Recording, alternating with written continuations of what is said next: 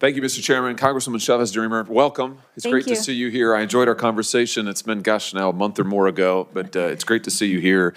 You've taken questions, obviously, from both sides, and I know you've taken a little heat from both sides. You've handled it beautifully. Let me just get a few things straight.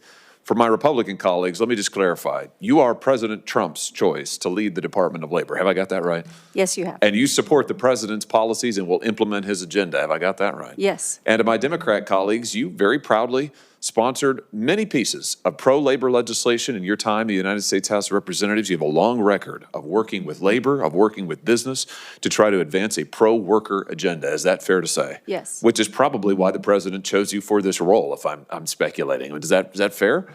I think your record is really outstanding. Let me ask you about one issue that hasn't gotten a whole lot of airtime today, but I think is so important. That's the significance of immigration when it comes to the American worker. I've got a chart here that I want to show you.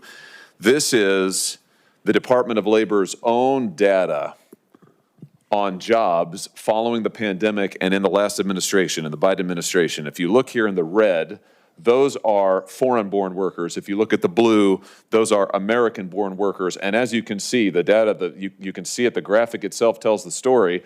American-born workers, no change in employment, just a return to the norm in the Biden administration. Foreign-born workers, that's where all the jobs go. What's it mean? According to the Department of Labor's own statistics, during the Biden administration, virtually all of the job gains, which were pretty meager, I have to say, but even that, virtually all of them went to foreign-born workers.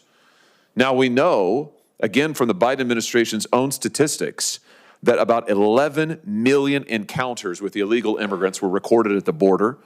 During 1 month alone, the Biden administration allowed 370,000 illegal immigrants to cross the border. Many of these people got work permits and started working, competing with American workers and legal residents, many of them union members.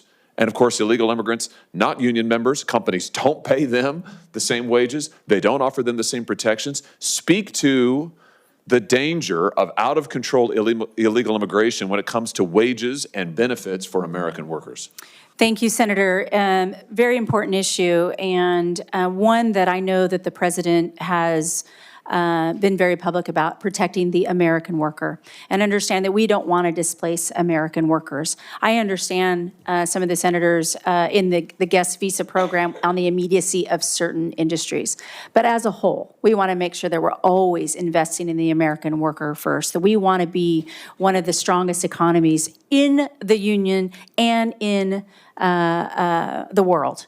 So we can be on a level to compete with our, maybe our foreign adversaries when we're talking about China. But what's important to the president and important to me and how we align is making sure that we're putting the American worker first and that they have the opportunities to earn and be at those jobs as they see fit, and the Department of Labor to support them in that investment in that those industries. Is it fair to say that a tough border policy that cracks down on illegal immigration, that stops the flow of mass illegal immigration across our border, stops the work permits being given to illegal immigrants, this is pro-worker. This helps American workers maintain their wages and maintain their jobs. Is that fair to say? It does. Let me ask you about some of the children who came across the border, were trafficked across the border in the last administration. 520,000 of them, to be precise, unaccompanied children trafficked across the border. Hundreds of thousands of them lost and now being exploited by companies like Tyson's Food, for example. Let me just give you an example of bad corporate behavior. Tyson's Food has closed down 2 major plants in my state, the state of Missouri, just in the last year and a half. They have canceled contracts with farmers. They have put thousands of workers in my state out of business, and yet we know from the investigations done by the New York Times and others that they have huge numbers of illegal child labor in their supply chains. In their factories, they are putting children who are trafficked here to work. So they're firing American workers, but they are exploiting child workers. Will you go after companies like Tyson's and anyone else who would violate our labor laws and exploit children while they are firing American workers? Yes, it's an important remit under the Department of Labor, as you know, to protect and not exploit all workers, but certainly Child labor should not be accepted by anybody in America. And the Department of Labor has the enforcement capability to double down if they knowingly are breaking the law and exploiting children in their factories. I think we've got to make the penalties even tougher. Senator Booker and I have bipartisan legislation to do that. And again, it is pro-worker to say we're going to protect Americans who are working legally, and we're not going to allow children to be exploited in this country, or people trafficked into this country to be exploited for the purpose of profits by these mega corporations. Thank you, Senator. Thank you, Senator Hawley.